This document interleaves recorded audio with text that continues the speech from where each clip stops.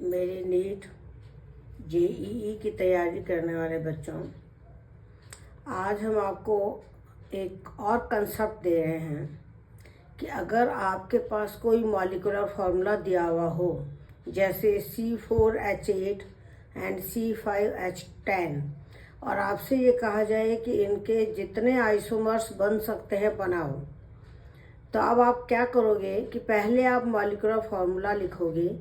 इसको देखो कि कार्बन के डबल हाइड्रोजन है तो आप कहोगे एल्कीन बनेंगे। कार्बन के डबल से दो ज़्यादा हाइड्रोजन है तो एल्केन बनेंगे, और डबल से कम हाइड्रोजन है तो एल्कीन बनेगा, एल्काइन बनेगा सर। इसके अलावा एक और तरीका मैंने आपको जीओसी में बताया था, double bond equivalent. Double bond equivalent क्या होता है कि कार्बन में एक ऐड कर दो और हाइड्रोजन के हाफ को माइनस कर दो, तो जो नंबर आएगा, जैसे अगर ये नंबर 1 आता है तो आप कहोगे एक पाई बॉन्ड या एक रिंग बनानी है। अगर डबल बॉन्ड इक्विवेलेंट 0 आता है तो सैचुरेटेड कंपाउंड होगा, कोई पाई बॉन्ड कोई रिंग नहीं होगी।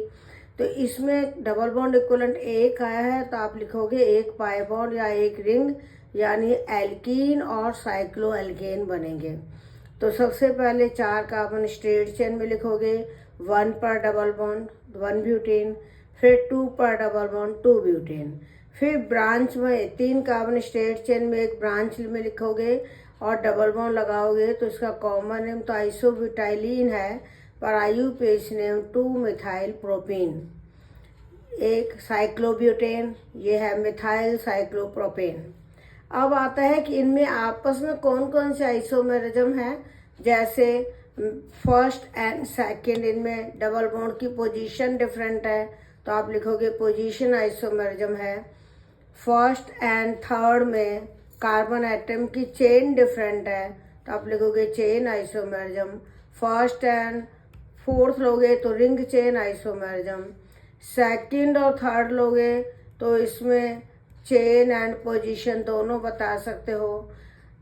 2 ब्यूटेन, जिसमें 4 कार्बन है, 2 पर डबल बॉन्ड है, 2 ब्यूटेन ज्योमेट्रिकल आइसोमेरिज्म शो करती है। क्यों? क्योंकि डबल बॉन्ड वाले दोनों कार्बन के दोनों ग्रुप डिफरेंट हैं। तो इसी तरह से आप C5H10, जिसमें वापस कार्बन के डबल हाइड्रोजन है और डबल बॉन्ड इक्विवेलेंट 1 आ रहा है, तो इसमें भी आपको एल्कीन्स और एल्केन्स बनाने हैं। जैसे 5 कार्बन स्ट्रेट चेन में है तो 1 पर double bond 1 pentane, 5 carbon straight chain में है 2 पर डबल बॉन्ड 2 पेंटेन। 3 पर डबल बॉन्ड लगेगा नहीं, क्योंकि अगर 3 पर डबल बॉन्ड लगाओगे तो इधर से नंबरिंग करेंगे तो वो 2 आ जाएगा। तो स्ट्रेट चेन वाले हमने 2 एल्कीन बनाई। अब 4 कार्बन की स्ट्रेट चेन है, एक ब्रांच है, डबल बॉन्ड 1 पर, फिर 2 पर, फिर 3 पर। लेकिन देखिए 1 पर डबल बॉन्ड है तो ये आ जाएगा 2 मिथाइल ब्यूटेन 1 ब्यूटेन, और अगर मिथाइल ग्रुप की पोजीशन बदल दोगे तो ये हो जाएगा 3 मिथाइल 1 ब्यूटेन। अब डबल बॉन्ड की भी पोजीशन बदल दो, यानी पहले तो आपने मिथाइल की पोजीशन बदली थी, अब डबल की बदल दो, तो डबल बॉन्ड 2 पर लगाओगे तो ये हो जाएगा 2 मिथाइल 2 ब्यूटेन।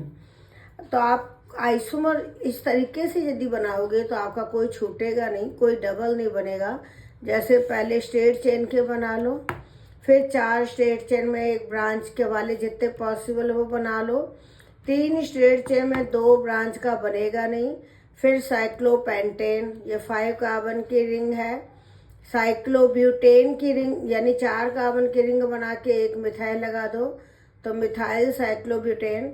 अब 3 की रिंग लगाओ, जब 3 कार्बन की रिंग होगी, 2 कार्बन मिथाइल ग्रुप के रूप में होंगे, तो एक बार तो दोनों मिथाइल सिस पोजीशन में होंगे, क्योंकि इसमें क्या होता है, साइक्लो एल्केन तो प्लेन में होता है और हर कार्बन पे 2 हाइड्रोजन होते हैं, एक ऊपर एक नीचे।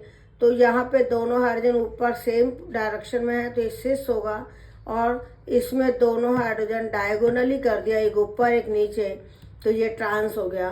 तो इसका नाम है सिस 1,2 डाइमिथाइल साइक्लोप्रोपेन, ये है ट्रांस 1,2 डाइमिथाइल साइक्लोप्रोपेन और ये है 1,1 dimethyl cyclopropane.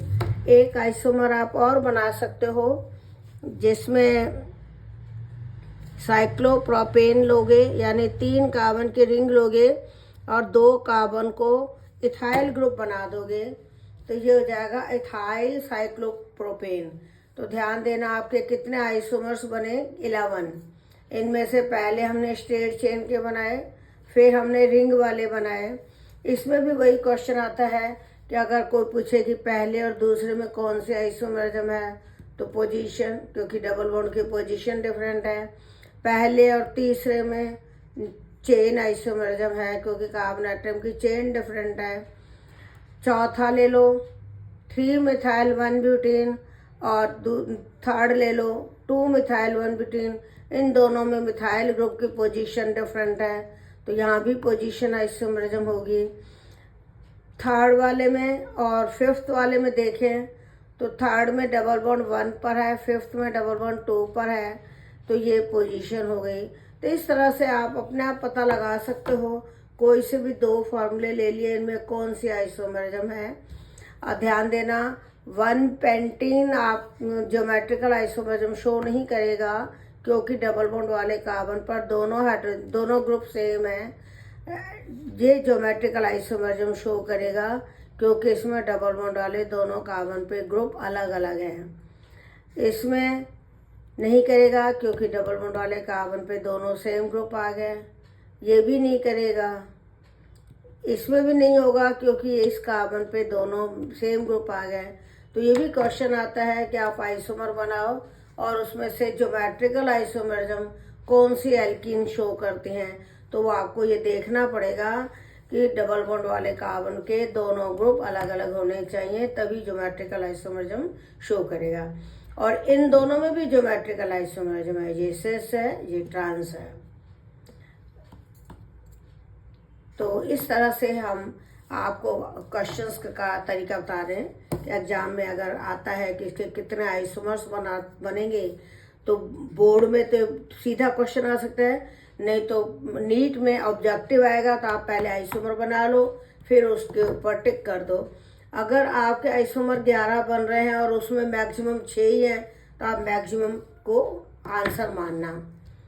All the best, thank you. आजकल आप अपने एग्जाम्स की तैयारी में लगे हुए होंगे। कॉन्फिडेंस रखो, परेशान मत होना, हम आपके साथ हैं, हमारी शुभकामनाएं हमेशा आपके साथ हैं। कॉन्फिडेंस से पढ़ाई करो, कॉन्फिडेंस से एग्जाम देना। All the best, thank you.